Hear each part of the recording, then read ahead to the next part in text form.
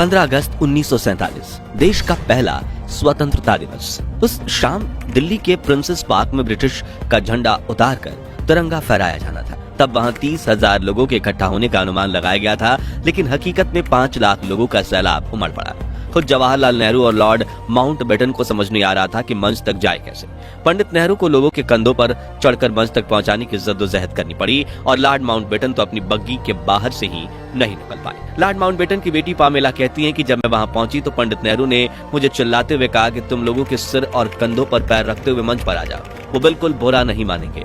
तो मैंने कहा मैंने ऊंची एड़ी वाली सैंडल पहनी है जो लोगों को चुभ सकती है। तब नेहरू फिर बोले तो सैंडल को हाथ में लो और आगे बढ़ो।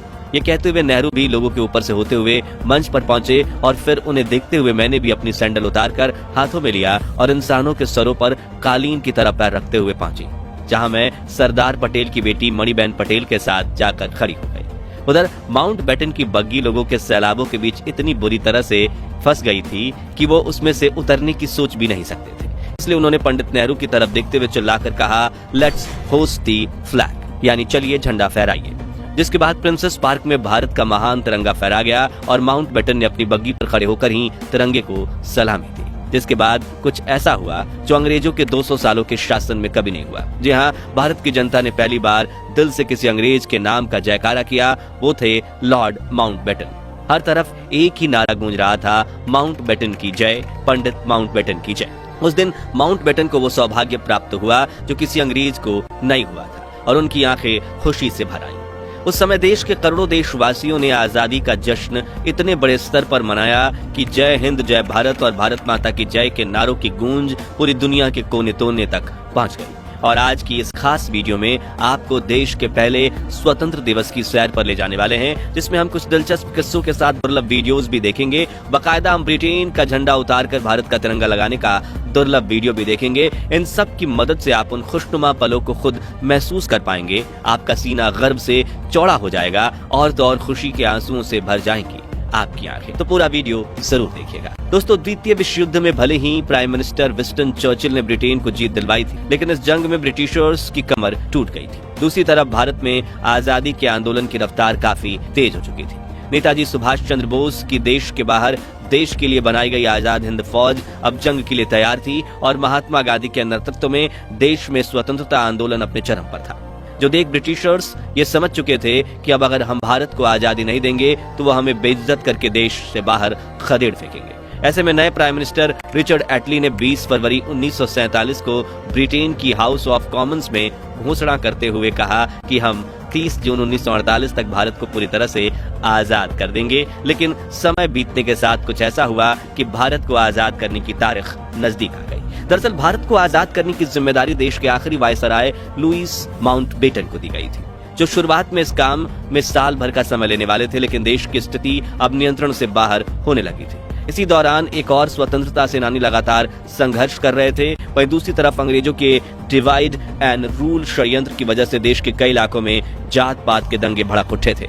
स्थितियां अंग्रेजों के हाथों से बाहर निकल रही थी। तभी ब्रिटिश इंडिया के आखिरी गवर्नर जनरल सी राजगोपालाचारी ने माउंटबेटन को समझाते हुए कहा कि अगर आपने 30 जून 1948 तक इंतजार किया तो वापस करने के लिए आपके पास कोई सत्ता ही नहीं बचेगी।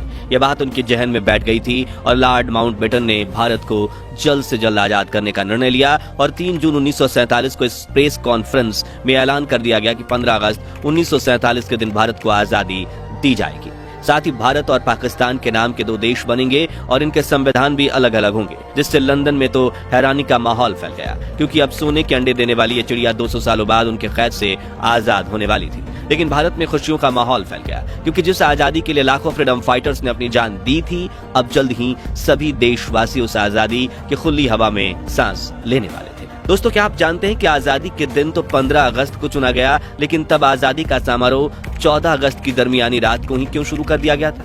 तो इसके पीछे भी एक खास कारण था। दरअसल भारत के वरिष्ठ ज्योतिषियों के मुताबिक 15 अगस्त का दिन शुभ नहीं था। उन्होंने कहा कि ग्रह नक्षत्र की स्थितियों के लिहाज से 15 अगस्त को इतना महत्वपूर्ण काम नहीं किया जा सकता और सौभाग्य से 14 अगस्त के दिन सितारों की स्थिति 15 अगस्त की तुलना में ज्यादा बेहतर थी। लिहाजा फैसला लिया गया कि 14 अगस्त 1947 की ठीक आधी रात को यदि भारत को आजाद कर दिया जाए तो यह हर तरह से बेहतर साबित होगा। वायसराय लॉर्ड माउंटबेटन ने यह प्रस्ताव स्वीकार किया और 14 अगस्त की रात 11 बजे संसद भवन के सेंट्रल हॉल में स्वतंत्रता दिवस समारोह आयोजित किया गया, जिसकी शुरुआत सुचेता कृपलानी ने की, जो 60 के दशक में उत्तर प्रदेश की पहली महिला मुख्यमंत्री बनी। पहले अल्लामा इकबाल का गीत सारे जहां से अच्छा और फिर बंकिम चटर्जी का वंदे मातरम गाया, जो बाद में भारत का राष्ट्रगीत बना।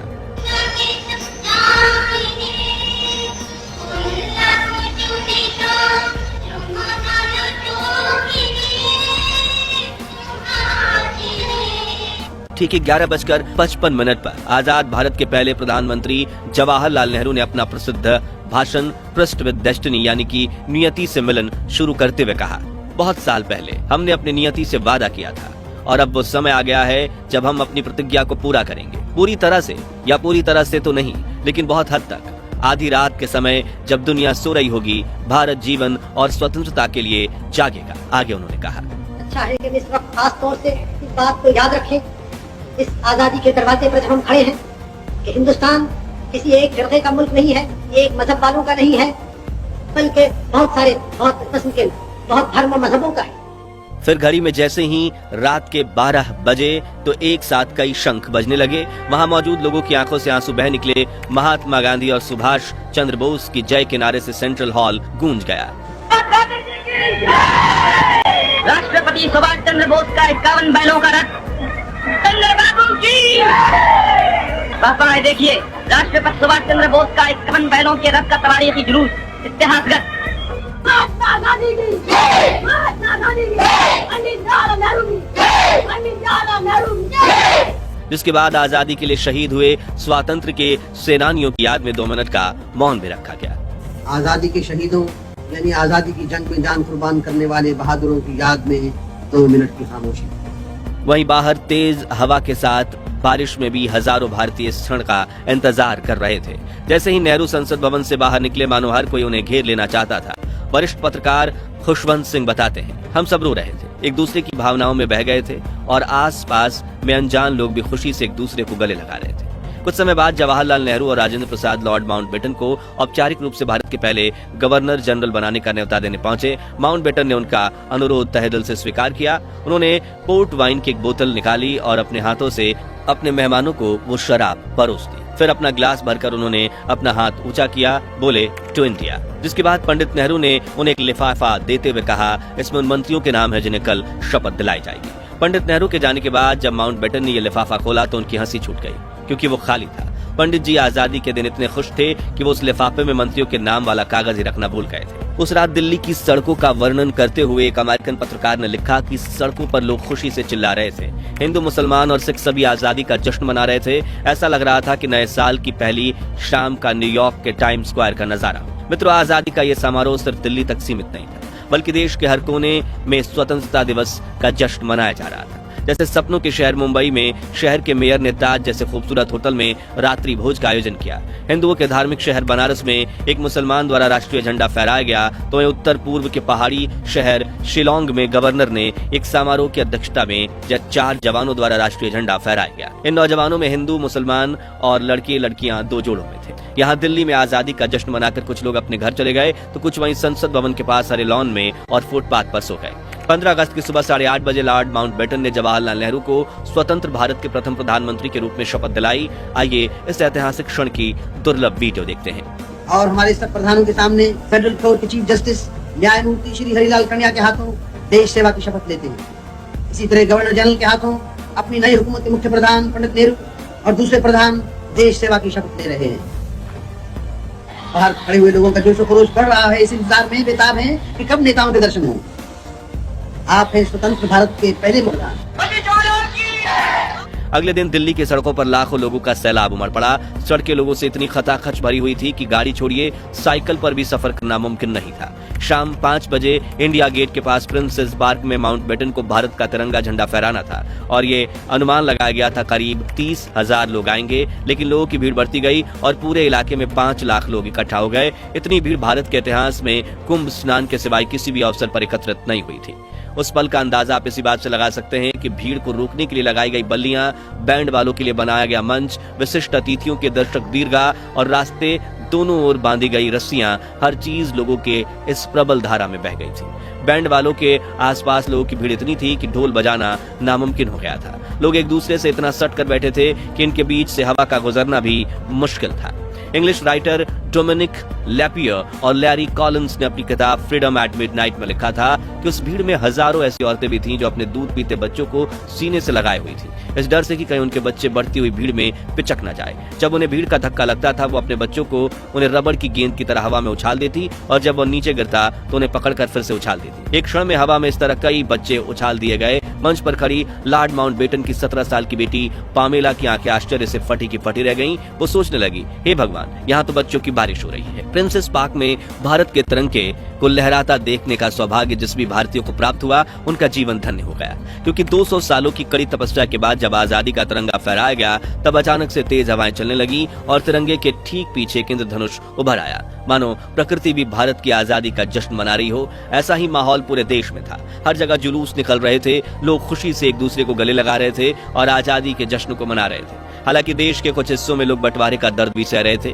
उनके लिए 14 अगस्त की रात खुशनुमा नहीं बल्कि दुख, दर्द और पीड़ा भरी काली रात थी, जिस विषय में आप हमारी डिटेल्ड वीडियो डिस्क्रिप्शन में दी हुई लिंक से देख सकते हैं। और यही कारण है कि 15 अगस्त के दिन यहाँ राष्ट्रपिता महात्मा गांधी, जिनकी भारत की आजादी में अहम भूमिका थी, वो नहीं दिखाई दे रहे हैं, क्योंकि उस वक्त वो ना तो संसद में दिखे थे, ना राष्ट्रपति भवन में, ना इंडिया गेट पर और ना ही लाल किले पर। 14 अगस्त की रात प्रधानमंत्री जवाहरलाल नेहरू ने जो भाषण दिया था, वो भाषण गांधी जी ने नहीं सुना था, बल्कि उस रात वो 9 बजे ही सोने चले गए थे। उस वक्त गांधी जी कलकत्ता के बेलिया घाट में लगभग खंडहर हो चुकी हैदरी मंजिल नाम की हवेली में विश्राम कर रहे थे, क्योंकि देश के बंटवारे से शुरू हुई सांप्रदायिक हिंसा को शांत करवाने के लिए बापू 13 अगस्त को कलकत्ता पहुंचे, जहां वो हिंसक प्रवृत्तियों को रोकने की कोशिश कर रहे थे। 15 अगस्त की सुबह 2 बजे वो नींद से उठे और हिंसक दंगे रोकने और शांति स्थापित करने के लिए उपवास रखा।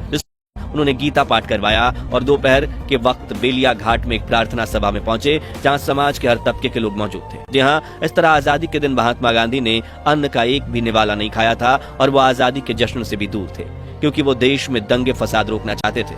तो साथियों, 15 अगस्त 1947 भारत के महान इतिहास का वह ऐतिहासिक दिन था जब हमारे देश को आजादी मिली। वहीं आजादी जिसके लिए भगत सिंह, राजगुरु, सुखदेव, चंद्रशेखर आजाद जैसे लाखों क्रांतिकारियों ने हंसते हंसते अपने प्राण की आहुति दे दी थी। वही आजादी जिसके लिए नेताजी सुभाष चंद्र बोस ने देश के बाहर देश के लिए आजाद हिंद फौज खड़ी कर दी थी। वही आजादी जिससे अहिंसा से पाने की कोशिश में महात्मा गांधी, सरदार पटेल और पंडित जवाहरलाल नेहरू के साथ करोड़ों भारतीयों का काफिला खड़ा था। तो दोस्तों, अगर आप भी देश को आजादी दिलवाने वाले फ्रीडम फाइटर्स पर गर्व करते हैं, तो उनके सम्मान में कमेंट बॉक्स में जय हिंद, जय भारत जरूर लिखें। ये वीडियो अच्छा लगा हो तो लाइक और शेयर करके 11,000 लाइक्स के लक्ष्य को हासिल करने में हमारी मदद कीजिए। और भारत के महान इतिहास से जुड़े ऐसे ही दुर्लभ वीडियोस के लिए हमारे चैनल को सब्सक्राइब करके पास वाली घंटी जरूर बजा दीजिए। मिलते हैं अगली वीडियो में। जय हिंद, वंदे मातरम।